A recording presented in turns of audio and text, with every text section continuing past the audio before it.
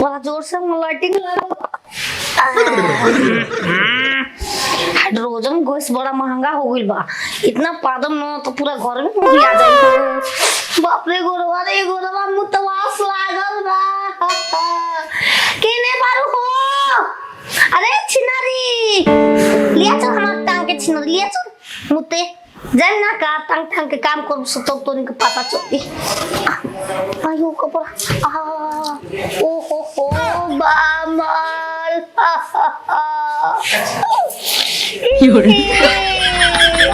मुत देवे जे हमरा के लिया चल मुत आवे ना तो से जे तोर बाबू के धर पलंग हम मुत माके ना लागी रे रारी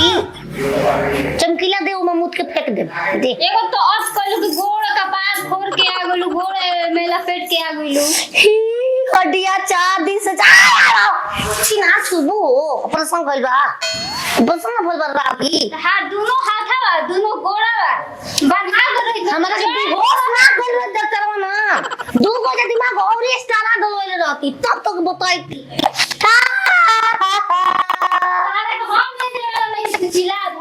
नली लगवा दे मुते वाला नली मांगा भातार ले पैसा बा ऑपरेशन में होला त कैसे लागेला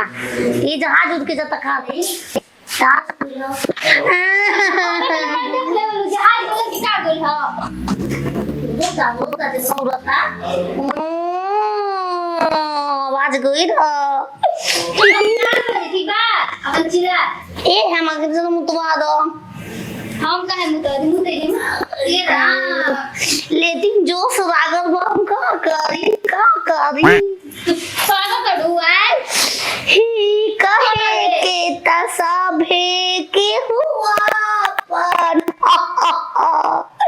आपन कहावे ला के बा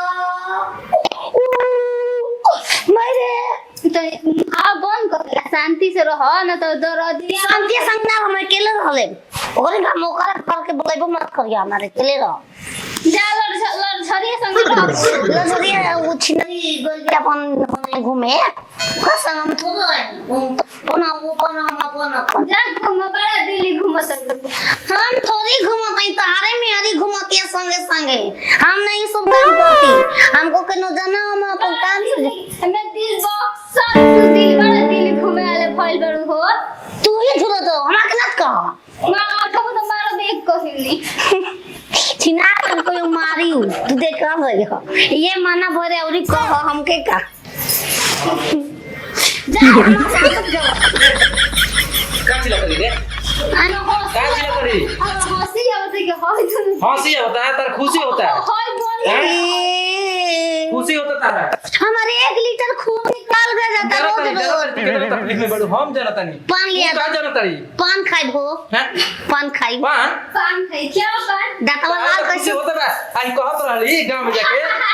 इधर तक कहत रहली का? कि ओकर चारू गोड़वा तू एक्सीडेंट हो रहित ना खिरा गई रही ना त खूब हाथ भांजत रहे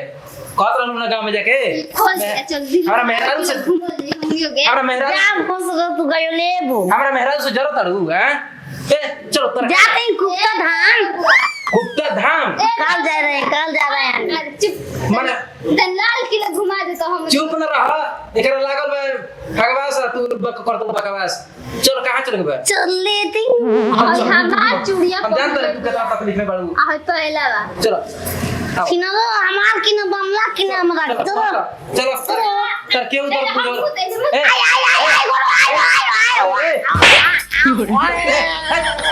हमार मेरे हम समझ तारो उसका मतलब हम समझते कर दो पागल बा ना पागल ना हमार का जोन रोई तो ना आगे माजा ले में हौसला मजा आई हम थोड़े मुतवा मजा रखल बल रे फ्रिज में तो घास कोते मजा वाले के जाई मजे लेवे खातिर बोल नहीं पड़ी देख हम फूल गई हां तोहरो आइयो फोड़ दे बाबा किसी में बानी चलो करके आया और जमीन में अपना रखा नहीं रख सकते इसको टांग के सब हां हां रुको हो अरे ए सुना ना ए तू काहे जरूरत करो ओ से हम हमारा टेंशन तो नाती का हदा ना सब करे तो तू हां ठीक बा जा हम ए राजा जी हमने टांग लो हां आओ चलो इऊ चलो ला बाबूजी पी ला आ जब जानते बाल कि बूढ़ पड़ने भई त तू देख नया नया पत्तो हो जातर घर में घुस का करबे घर में करबो हां सर सीटीएस के में 10,000 रुपया मांगा था 5,000 रुपया सीटीएस किन के 5,000 रुपया सीटीएस किन के मांगता आ कहता 25 रुपया दवाई के आ को कहता 3500 को सुई लगी अगर पैसा कहां से आई बताओ एगो बड़ भैया हमर बाबूजी रहल तारा स्थान पर हम सगोरो घुमल करी अरे सरवा ढेर मको डाटवा निकोल के छिटा के पीने के अच्छा ई बताओ तू सही जानता तारा के मेहरा नंबर ले हिया ओकरे मुकेशवा के हां आ कैसे मर तारा के कोठिला में लड़ा आ का देखत रह कोठिलवा में हां बाइक स्कोप देखे चल रहा बुढ़ापा में हां तोहरा उम्र के लाज नहीं खे हां बड़ी मार मारला से बचवा अच्छा शोल खाली बोलले बड़ी फाट के बड़ी काले में तरह दवाई भी करा के देनी आ घुरा हुआ के ले बॉडी ना नाचे तो मजा के ले तो कर दो हां अरे हम कजनी हुई ने भी यही हो ओसन जैसन बाला न ओस तरह ठीक सजा मिलल बा हम तो कहते चलो मुकेशवा घरे हम पैसा रुपया मांगे जाते रुपया घरे चले के गांव नहीं के चल हम तक लेके चलती न चल तो हाय हाथ धइले बनी गोड़वा धइले चलो खड़ा हो चलो घर चले के तो घरे कहे के लिया जाता रे सरवा मार फिर पीठ पर दी त का करबे त कहां से 10,000 रुपया आई हां आ ताले जाओ के सर्विस बा यार के किडनी एगो निकाल ले 200 आई चलो घर चल तो हम चलो बताओ तनी सारे यही घर में घुस कोना घर में मराई रहू अरे रमा ये घरवा हो के बा ए के हो बाहर आओ हां बाहर आओ अरे करे होय के होय देखा छी ना त ना जना के काका के को के दिन तो जाके चाय पियत रह हमरा नहीं याद पड़त अच्छा वो अरे प्रणाम काका ये है ना का हो का दिक्कत का दिक्कत हां अपना घर में मरखा गाय रख ले वाला त अपना घर में बच्चा बना के भैया रखो रुको ना ई कैसे उगला हां मार दे बेटी